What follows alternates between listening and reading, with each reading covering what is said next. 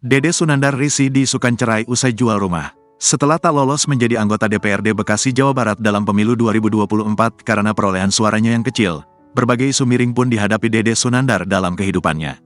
Dede Sunandar sudah menjawab soal isu dirinya jual rumah karena jatuh miskin.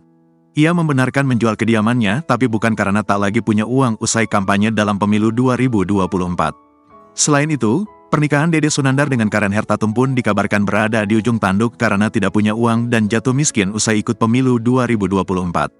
Cerai? Ah, enggak. Kabar bohong itu, kata Dede Sunandar. Dede menegaskan bahwa pernikahannya dengan Karen Hertatum baik-baik saja dan tak ada niat untuk berpisah. Dede Sunandar pun merasa risih dengan isu soal pernikahannya dengan Karen Hertatum berada di ambang perceraian karena yang terjadi tidak seperti apa yang dikabarkan. Diberitakan sebelumnya, Dede Sunandar terdaftar menjadi caleg DPRD Bekasi, Jawa Barat dari Partai Perindo. Akan tetapi, suaranya hanya belasan saja saat penghitungan suara dalam pemilu 2024. Selain itu, Dede Sunandar menikahi Karen Hertatum pada tahun 2014. Selama 10 tahun berumah tangga,